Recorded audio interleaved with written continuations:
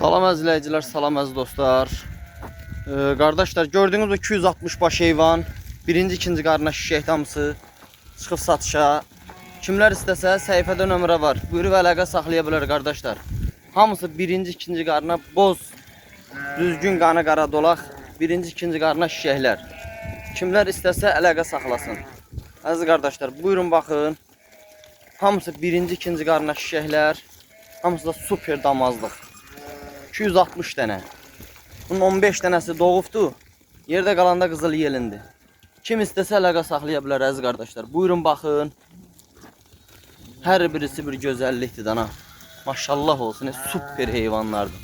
Birinci, ikinci qarına şişəklər hamısı. Buyurun baxın əziz qardaşlar, əziz dostlar. Göstərirəm hər birisini. Super şişəklər, damazlığa layiq super şişəklər. Kimlər istəsə əlaqə saxlasın. Görürsünüz qardaşlar. Hamısı damazlığa layiq şişəklər.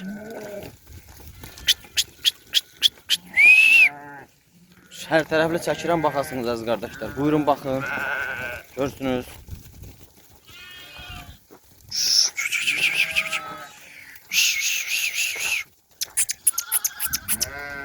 Biri-birindən gözəl şişəklər.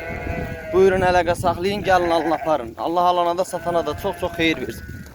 Hamısı birinci, ikinci qarına, üçüncü qarına şişəklər. Real alıcılar buyurub əlaqə saxlaya bilər. 260 başda durnadır da durna.